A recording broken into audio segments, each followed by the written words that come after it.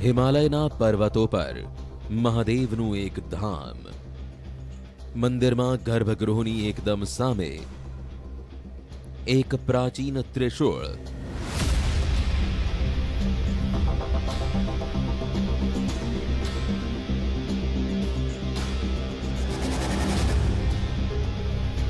આ ત્રિશૂળ સાથે જોડાયેલો છે એક અવિશ્વસનીય દાવો, જેને સાંભળી તમે પણ ચોંકી જશો.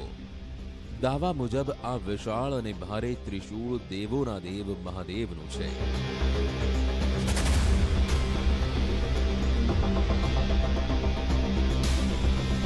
यही जो वो त्रिशूल था जिससे उसने सुधांशु राक्षस का वध किया हुआ था, वो भगवान शंकर ने सुदंत राक्षस को मारने के लिए यूज किया था. ये उस पहाड़ी से वहां से उन्होंने फेंका तो वो उस राक्षस को लगा. કેવી રીતે માની લઈએ? શું પુરાવા છે? આ બધો બકવાસ છે એમ માની આ બધી વાતોને ફગાવી પણ દઈએ તો કેટલાક પૌરાણિક સાક્ષ્ય વિચારવા મજબૂર કરી દે છે. इस मेटल का आज दिन तक कोई पता नहीं चला कि कौन सी मेटल का बना है. આ ત્રિશૂળ મહાદેવનું નથી તો કોનું છે?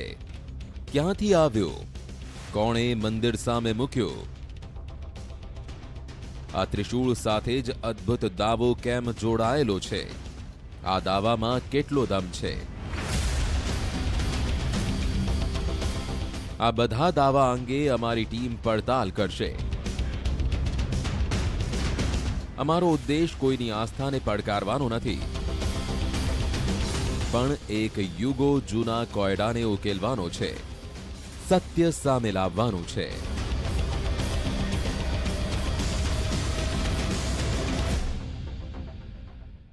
આજે અમે ત્રિશૂળ સાથે જોડાયેલા એક દાવાની પડતાળ કરીશું.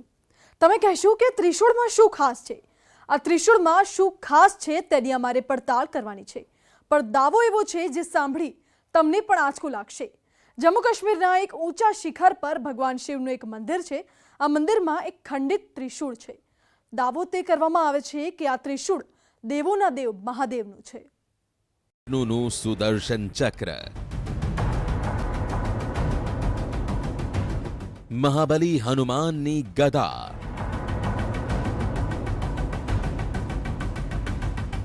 દેવરાજ ઇન્દ્રનું વજ્ર. પુરાણોમાં દેવતાઓના આવા કેટલાય દિવ્ય શસ્ત્રનું વર્ણન છે, પણ આ બધા પર ભારે પડે છે મહાદેવનું ત્રિશૂળ.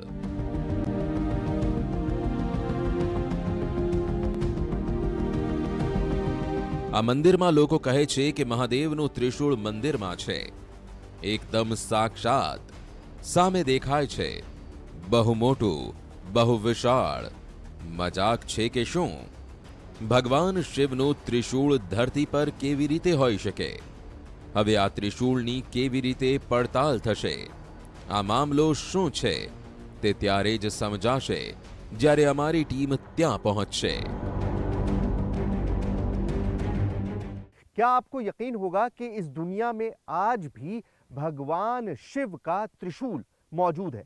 जी हाँ, भगवान शिव का त्रिशूल इन पहाड़ों में एक मंदिर में गुप्त रूप से रखा हुआ है.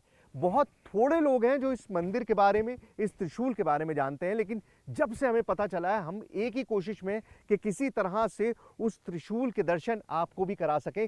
सवाल है हमारे दिमाग में, क्या वाकई वो भगवान शिव का त्रिशूल है? अगर वो भगवान शिव का त्रिशूल है तो दुनिया में कैसे आया और आज तक इन पहाड़ों में क्यों मौजूद है? यही सब जानने के लिए जम्मू से करीबन 200 किलोमीटर आगे आ चुका हूं मैं. હવે તમને થશે કે દાવા પર વિશ્વાસ જ નથી તો અમારી ટીમ મંદિરમાં કેમ જઈ રહી છે? તેના કેટલાય કારણો છે. મહાદેવનું આ મંદિર ખૂબ પ્રાચીન છે. ત્રિશૂળની કહાની બધા પુરાવા સાથે ઇન્ટરનેટ પર રજૂ કરવામાં આવે છે. જો આ દાવો ખોટો છે તો તે ત્રિશૂળનું સત્ય શું છે જે જાણવું અમારી ટીમ માટે જરૂરી હતું. सो फाइनली हम पहुंच गए हैं शुद्ध महादेव, यानी कि वो मंदिर जिसके बारे में कहा जाता है कि यहाँ पर आज भी भगवान शिव का त्रिशूल मौजूद है. अब जब मैं दिल्ली से चला था तो ये महज एक कहानी लग रही थी, लेकिन जैसे जैसे मैं आगे बढ़ता गया, उधमपुर क्रॉस किया, उसके बाद हर आदमी ने मुझे यही बात बताई और यकीन हो चला कि वाकई यहाँ पर वो साक्ष्य मौजूद हैं जो ये साबित करेंगे कि किसी वक्त में भगवान शिव खुद यहाँ पर रहा करते थे। सुध महादेव मंदिर का दरवाज़ा है। इस दरवाजे के पीछे वो सारे राज छुपे हैं जो सदियों से इस इलाके के लोग तो जानते हैं, लेकिन बाहर के लोगों को नहीं पता था। लेकिन आज हम आपके सामने वो सारी कहानी, वो सारा राज लेकर आएंगे। तो चलिए चलते हैं।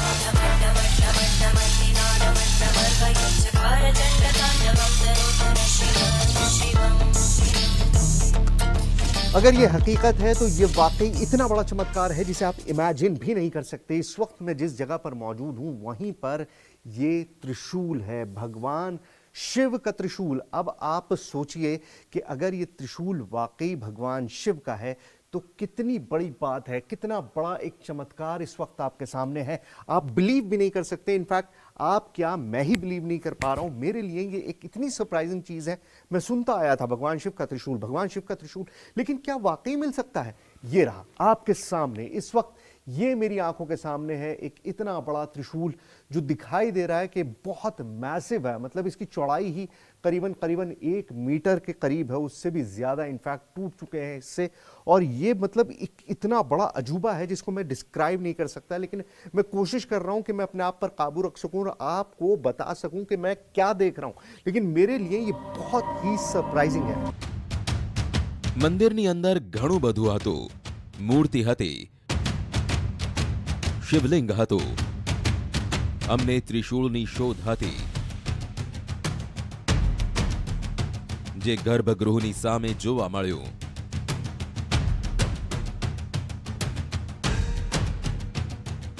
આ તો ખૂબ વિશાળ છે, બિલકુલ એવું જ જેવું વર્ણન કરવામાં આવ્યું હતું। થોડો ભાગ જમીનમાં હતો।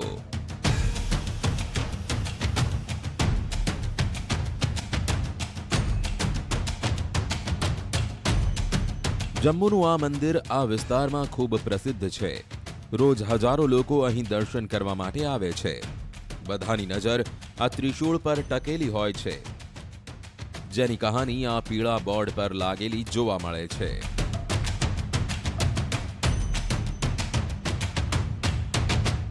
इसमें इस मंदिर की पूरी कहानी लिखी हुई है जो ऊपर से नीचे तक आप दर्ज है, आप पढ़ सकते हैं। लेकिन जो सबसे इंपॉर्टेंट लाइन है वो ये है, भगवान शंकर का त्रिशूल अभी भी मंदिर परिसर में गड़ा हुआ है। બધા જાણવા માંગે છે કે આ ત્રિશૂળ આ મંદિરમાં ક્યારથી છે, કોણ લાવ્યો? જો સાચે જ આ મહાદેવનું ત્રિશૂળ છે તો અહીં કેમ છે?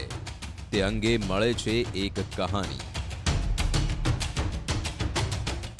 यहाँ ये सुध महादेव है, जहाँ से 7 किलोमीटर है मानतलाई, ठीक है। तो वहाँ राजा हिमांचल का राज चलता था कभी टाइम पे।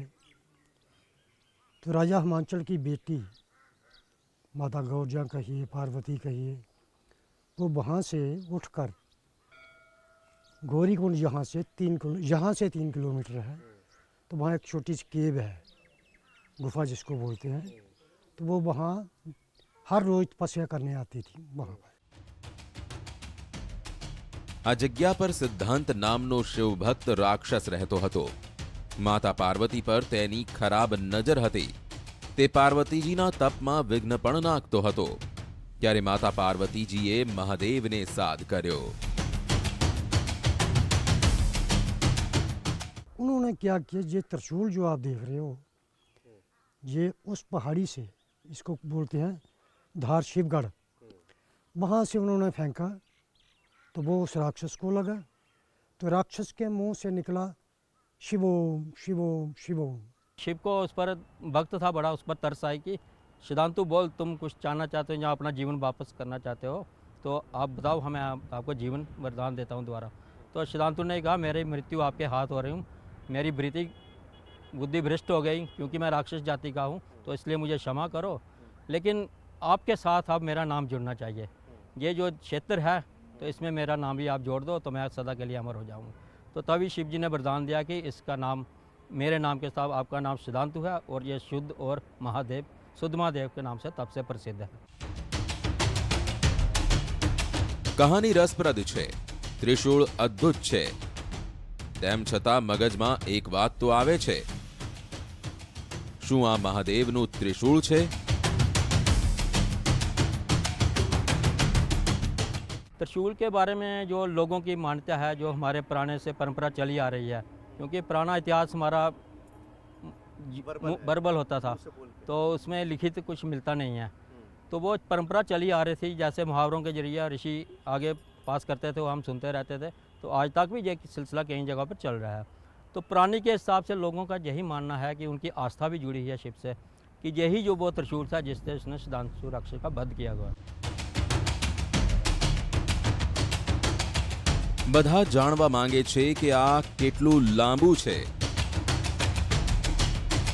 જમીનની અંદર કેટલું છે? આ સવાલ સદીઓ પહેલા એક રાજાને પણ થયો હતો. જવાબ આજ સુધી નથી મળ્યો. त्रिशूल था तो उसकी स्थापना जहाँ पर हुई है, इसकी खुदाई राजा चनैनी ने करवाई थी। 3 दिन खुदाई चलती रही, तो जो उसका नीचे वाला सिरा था वो नहीं मिला। अच्छा, इतना गहरा है? इतना गहरा है। 3 दिन खुदाई भी राजे महाराजे देखो ना, उनके पास लेबर की कमी है। उन्होंने पता नहीं कितने लोग लगाए थे।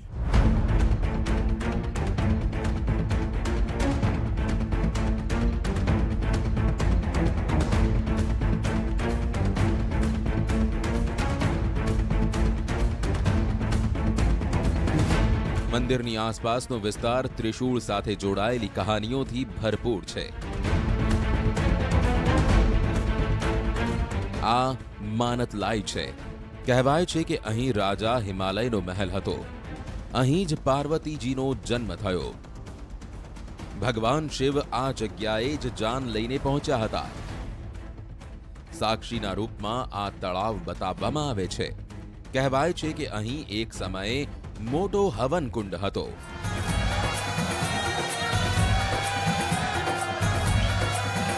ओ शिवजी बिहने चले, शिवजी बिहने चले, पाल की सजाई के, भभूति लगाई के, पाल की सजाई के ना।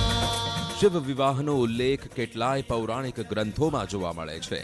કથાઓમાં પણ રાજા હિમાલયનો ઉલ્લેખ હતો. तो हम एविडेंस के आधार पर और पुराणों के आधार पर, जैसे हमने सरस्वती की खोज की, दोनों चीज़ों को मद्देनजर रखते हुए, ऐसे ही हम सुधमा देव में भी खोज कर रहे हैं। तो जो सुधमा देव में जो पुराणों में जो तीर्थ आए हैं, जो जिन जगहों का वर्णन हुआ है, वो सारे इसी मध्य प्रदेश और सुधमा देव के क्षेत्र के आसपास ही हैं। तो एक तो ये बात है कि जहाँ प्रमाणित होता है कि यहीं पे शादी हुई, और जो पुराणों में मध्य प्रदेश और शिव पार्वती की जो विवाह की बात की है, वो इलाका भी ये सुधमा देव का है।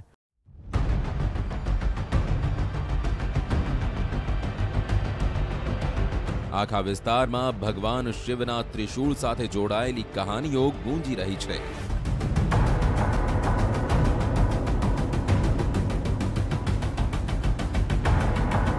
જ્યારે મહાદેવે ત્રિશૂળથી ગણેશજી પર વાર કર્યો, તો ત્યારે દેવોના દેવે પોતાનું ત્રિશૂળ દેવી દુર્ગાને સોંપ્યું હતું. જ્યારે કેટલીય વાર ત્રિશૂળથી રાક્ષસોનો સંહાર કર્યો હતો.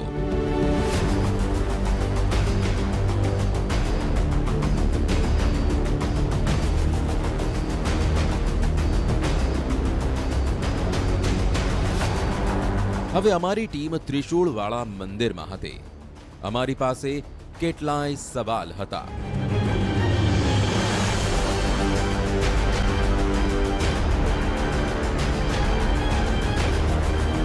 મંદિર વહીવટી તંત્રને પૂછીને અમે ત્રિશૂળના સેમ્પલને જમા કરવાનું શરૂ કર્યું. અમારો ઉદ્દેશ ત્રિશૂળની પૌરાણિકતાને પડકારવાનો નહીં, પણ કેટલાક જવાબ મેળવવાનો હતો.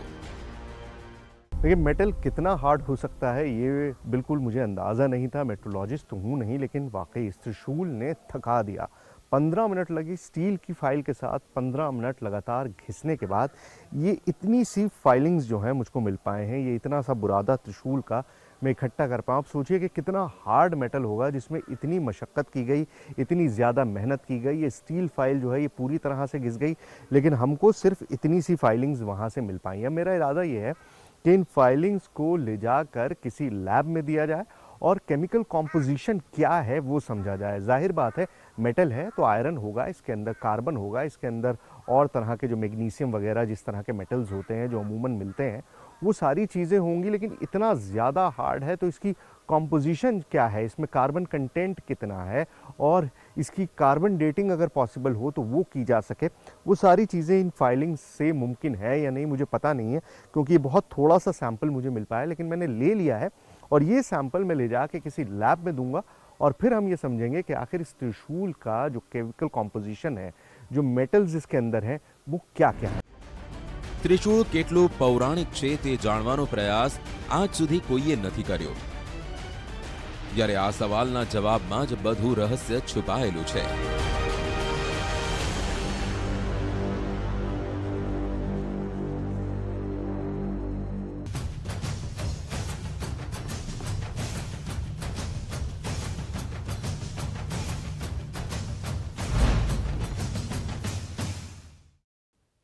મહાદેવના ત્રિશૂળની પડતાળ પહેલા પણ કેટલાય લોકો કરી ચૂક્યા છે, પરંતુ દાવા સાથે જોડાયેલી કહાની અને કહાની સાથે જોડાયેલી જગ્યાઓથી આગળ કોઈ નથી વધી શક્યું। અમારો ઉદ્દેશ્ય છે કે આ કહાનીને આગળ લઈને જઈએ। ત્રિશૂળમાંથી જે સેમ્પલ અમે લીધું છે તે મેટલ એક્સપર્ટને બતાવીશું, જેનાથી ચિત્ર થોડું તો સ્પષ્ટ થશે।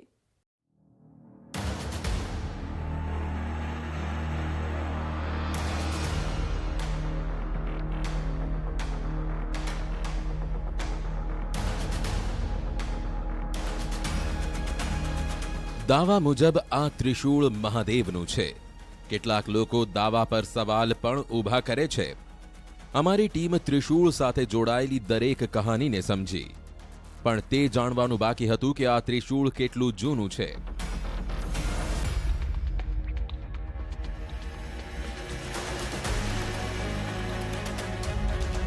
તે સમજવા માટે ત્રિશૂળના ઉપરના ભાગમાંથી જે સૌથી જૂનો કહેવામાં આવે છે તેના કેટલાક સેમ્પલ લીધા અને પછી એક વૈજ્ઞાનિકને બતાવ્યા। આ સેમ્પલને તેમણે જ્યાં સુધી સંભવ હતું ત્યાં સુધી ચકાસ્યું, પણ કાર્બન ડેટિંગ વગર કંઈ કહેવું મુશ્કેલ હતું। मैं एक लोहार के पास गया, वो मुझे बना के दे दिया। मैं बोला देखो ये है मोहम्मद का टाइम से, बा क्राइस्ट का टाइम से, बा यीशु का किसी भी टाइम से, हाँ बा पुराण का टाइम से ये है। अभी कैसे वो बोलेंगे, टाइम से तो हो सकता है, कब है मुझे पता नहीं है।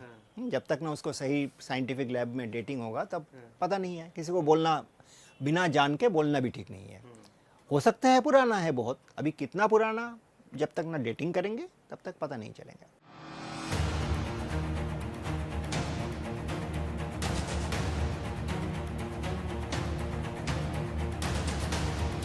ચાલો દાવા પર ફરી એકવાર વિચાર કરીએ, જે મુજબ ત્રિશૂળનો નીચેનો ભાગ આધુનિક છે પણ ઉપરનો ભાગ પૌરાણિક સમયનો છે।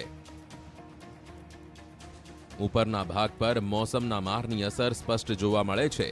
તે આધારે તેની વૈજ્ઞાનિક વ્યાખ્યા અલગ પ્રકારે કરવામાં આવે છે।